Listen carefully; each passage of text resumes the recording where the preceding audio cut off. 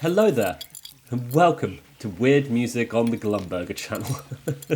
The show where we dive into, all sorts of different albums, different kinds of things, and weird reviews for unique albums, right? So, in today's episode, we're going to be taking a visit to Invisible City Records, a small DIY record label based in northeast of England, Est 2014.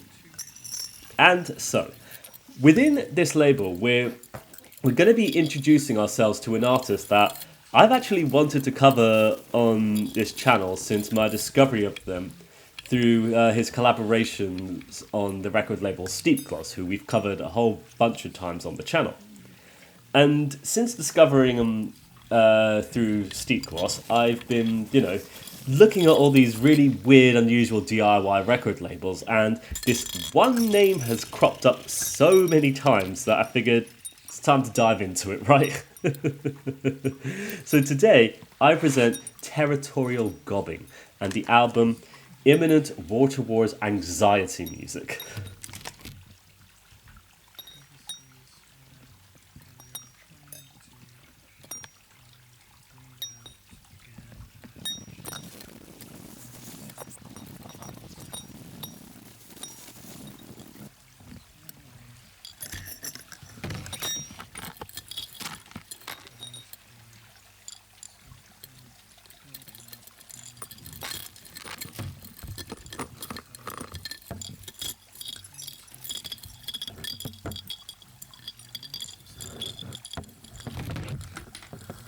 And so, let's ask ourselves, who is Territorial Gobbing? Well, Territorial Gobbing is the moniker for one Theo Gowans, an experimental noise artist who describes themselves on the Bandcamp page as Leeds-based stupid music wrangling tapes, contact mics, broken pedals and wave generators and whatever else is to hand into high-speed data cut-up nonsense. And across his discography, Gowans has pushed out, so many different records. He's got loads of just really weird, wonky, experimental albums, essentially under his own name. Mostly under the name of Territorial Gobbing, but within many collaborations as well, though, with so many different kinds of artists, and all just these really, really weird, just kind of things. And so today, we're going to be diving into Imminent Water Wars Anxiety Music, which is a mouthful of an album title, to be fair, but it's one that perfectly describes the madness embedded within the cassette itself. And so, this is essentially, it's roughly 40 minutes of just experimental excursions, taking different sound sources and combining them into this really weird, disparate listening experience that has absolutely no regard for you as a listener. And instead, it just revels and marvels in self-discovery, seeing how these different sounds just all interact with each other in such a weird and unusual ways. And as a result, it just throws you headfirst into this rather uncomfortable yet absurdly interesting listening experience. It goes all over the place, and it goes nowhere at the same time. So let's just dive into its three tracks then, shall we? So of course, we open up with the title track of Imminent Water Wars Anxiety Music. And say what you want, the title of this track does exactly what it says, it's completely representative of the incredibly unusual and comfortable nature of this track. An incredibly weird sound odyssey punctuated by so many recordings of water in various contexts, or perhaps a non-context to it. As it all, it's just all just coming together, just makes no sense, basically. And as it begins, you've got this bombardment of different sound sources colliding together, and your brain, or my brain perhaps, it kind of struggles to know what to attach itself to. But the main focal points end up being this incredibly unusual murmuring from who I assume is Theo Gowans himself, just mumbling this unusual yet oddly delightful little tirade, about it's very indiscernible in the mix, but you can kind of make out the certain words like water and stuff. like just various little sentences, but it's all just, you know, bombarded with noise and stuff, so it really makes no sense at all. But alongside this though, you have the sounds of like what I assume is a running stream or rain or just physical movement of water itself in some sort of context, you know, offset by the unusual creaking and rattling of various objects like keys, balloons, sellotape. I have no idea basically. But I mean, I say sellotape and balloon stuff. One thing I have to remind myself of when hearing an album like this is the influence of the one and only Crank Sturgeon, who, like, I assume it's an influence on the work Gowan produces, though. Crank Sturgeon is an artist I've been meaning to cover for quite some time on the channel, but I really have struggled to know where to begin with his very esoteric works. But the guy is just this incredibly experimental musician. He just uses contact mics and just explores the world of contact mics to just make these really unusual album experiences. And basically he just uses these homemade contact mics and just sees their interaction with various objects of all different sorts, and it results in these really unique and unusual sounds. And it seems Gowan, who even has a release on his Bandcamp page titled "A Crank Sturgeon Mic in Each Jowl," available on his Bandcamp page, of course. It seems that he has a very similar approach to experimental music, albeit he also just plays around with microphones and wave generators and other bits and bobs, yada yada yada. And it's kind of just seeing the results of how these disparate sound recordings just interact with each other in this noisy collage setting. And on a recording like Imminent Water Wars Anxiety Music, it all just comes together in this really interesting way where there's these rather enjoyable sections to listen to, which are then also offset by these very loud, uncomfortable, noisy excursions where the mics just pick up so much interference and noise from their interaction with whatever it is they're currently recording, right?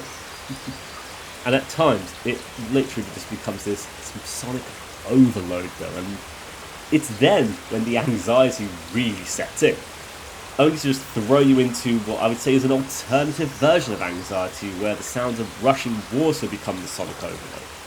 Like, are you drowning in sound or are you drowning in water? Is it both or not at all? Hard to say. Like, it really gives you the sensation of it all, but it's so weird.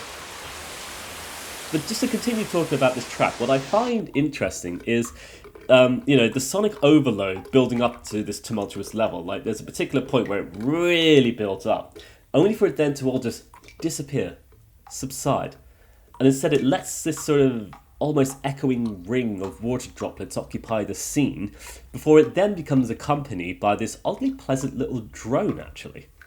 And it becomes this very unusual section of the track, but it's perhaps the most enjoyable section of the entire track itself. Even when these disparate sound recordings all start to enter the scene, building it back up to noisy levels, you're basically introduced to sounds of, what I assume is like football chanting, just a crowd that's going, "Roar, yeah, rah, rah, rah." And then the sound of whistling, which is really oddly pleasant, to be fair. But what's interesting, there is such a uniqueness to what is being heard here, for better or for worse, but a uniqueness nonetheless. And I find the interaction of these various sounds to just be really weirdly interesting. It results in an experience that I think is a little bit difficult to follow, but you end up just following alongside it all anyway as it just occurs and progresses forward, essentially. And for me, it's kind of like being the passenger on, a broken down Disney ride, that's been destroyed by decay and ruin, leaving behind only faulty machinery just doing its thing as your little boat traverses along the track towards the end. Weird as heck, but maybe that's the point, right? However, there's a bit more to side A. You get track 2. I think that's how it's said. I have no idea, to be fair. This is the shortest track on the entire album, though. A 3-minute noisy excursion, though, that opens up with, briefly this weird lowercase noises, only then to lead the way to some incredibly unusual sounds of squeaking machinery, voices, telephones. I have no idea what the context for these sounds are. All I know is just another sonic overload that is completely incomprehensible as a great number of different recordings just collide in a cataclysmic car crash, strewing itself all over the street as it continues to pour more and more on top of the already incredibly noisy excursion, of course. But I think there is a fascination to the incredibly abstract freeform expression of just this pure chaotic noise that the track is on this track that makes it interesting in my books, but it is so noisy and incomprehensible for the most part that I genuinely do struggle to make sense of it. And to be it's interesting though, this track is only 3 minutes long, right? But with how noisy and arduous it is, it actually feels so much longer as it just continues to bombard you with this caustic noise that is just overloading you and making you go, making you incredibly anxious and just on edge, basically, which, goes right back to the album title, of course. However, there is one final track, though, on this album. We flip the cassette over to side B, and we get the 20 minutes to close off this entire album with the incredibly loud, unusual track of Ordering None Friendly Tshirt from Redbubble.com. and so, where to begin with this track, right? I think it's hilarious for some reason. It's chaotic, it's weirdly brilliant in its own right, and it's so just like, wow, it's so funny in a weird way though, but so brilliant as a result, So to start off, this track is just this incredibly noisy excursion of rapidly moving musical layers almost, that it almost sounds like a composition of sorts. But it's like one that is stuck in the middle of a jet engine that's ready to take off, And so much of it is punctuated by this weird little loop going ding, ding, ding, ding. And I don't know why, but the stretch of that final note, that little bend it does, I just find it so satisfying to listen to. Because it's just so unusual and brilliant, but it's just fantastic, I think. Just that little bend it does at the end of literally every iteration of the loop, essentially. And of course, alongside this, you actually have this incredibly lo-fi distorted sound of a voice just incomprehensibly babbling away with such a weird and unusual presence, working perfectly alongside what we're actually hearing here. But it makes no sense whatsoever. And all the while this is happening though, you just get this peculiar spinning motion essentially, for the entire composition that makes it so dizzying and so unusual. It just consistently does this for the entire 20 minutes that this track lasts for.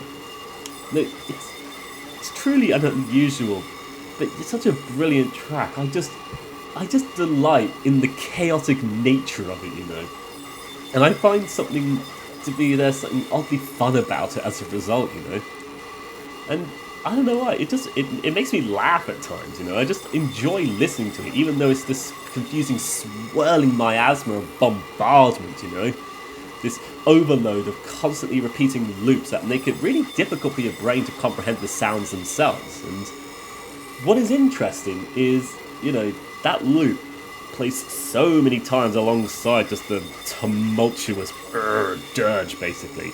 But every so often, you just get these slight little differences, like it's been detuned or a bit crushed or something happens to it. And because it goes by so fast, you're kind of not sure if you've even comprehended it correctly, if you've even heard it correctly. You're just like, did it just sound like that? I have no idea. It's so weird, like a slight bend of the notes, or slowing down the tempo maybe. It just makes it all so weird, and you're just like you don't know if are you listening to the same track or is it changed ever so subtly and slightly. It's hard to explain what is happening. I don't know, but because it becomes such a confusing instance of whether the song is doing things itself or your brain is just falling apart trying to comprehend it, essentially. I mean, to be fair, there is definitely some new sound sources being introduced into the mix from time to time, just throwing the electronics into these weird directions, but it's still on trajectory with those really insistent loops, It's all just so noisy, so loud, but there is sheer brilliance to it, you know, and as well, of course, the name of the track as well. And so when I wrote this, like, I just had to say, like, I think the track name is brilliant and stuff, you know. Ordering None Friendly Tshirt from Redbubble.com. And so when I was doing my research for this, I actually reached out to Theo Gowans to ask him the question: did you order the Redbubble t-shirt? Did you actually order the non-friendly t-shirt? And to my surprise, he replied to me. And I got a very funny reply where he said, "Hi Gareth, sadly no. I definitely thought about it and looked it up, but it was dead spenny shipping it from the US. Cheers for reviewing it though, Theo." Yeah, I mentioned I was reviewing the album because I wanted to include a picture of him wearing the non-friendly t-shirt, but sadly he doesn't own one because dead spenny.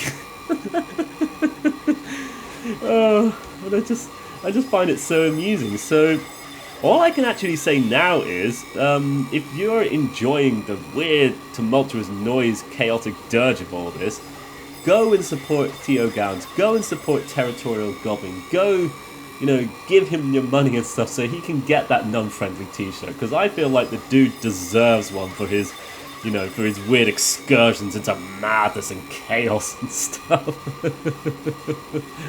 Oh, definitely so, at least in my books anyway. And so with that, after that weird off-script bit, I think we're just going to come to the end of our episode today. Lo and behold, another incredibly noisy album on cassette, right? Seems we're covering a lot of these, you know, recently, but to be honest, I do find them genuinely fascinating as they result in these weird, unique listening experiences. And I find there to be something very interesting about the output of Territorial Gobbing, which results in these really unusual and weird albums that has no regard for, like, the actual particulars of what, you know, sounds are being produced and, you know, how they'll be perceived, but more just reveling in the fact that you can make these sounds. Like, you can just do these things and it results in stuff happening, you know? Really incredible experimental excursions into the world of dirty, noisy, lo-fi recordings. Sometimes it's musical, sometimes it's abrasive, sometimes it's both actually. But it's all so weird and different, and I find it fascinating to listen to. So yeah, I do hope you've enjoyed this episode. Very weird one again, you know. I'm glad to once again taken the time to talk about one of my weird cassettes that I now own, you know, in my my growing cassette collection here, you know. There's a bunch of little odds and ends with it, and it's just now getting into a little thing. But I'm finding it delightful talking about these little releases because they're all so balmy and weird, you know. You know, in future we might return to the world of Territorial Gobbing and or Invisible City Records. I'm pretty sure we're at some point going to cover some of Theo Gowans' collaborative works, actually. But we will see. It all depends if the works, you know, end up producing themselves. Definitely uncover some weird stuff, right? For now, though, I would like to thank you for watching today's episode of Weird Music. I wish you all the best. Take care. Bye bye for now. Bye bye.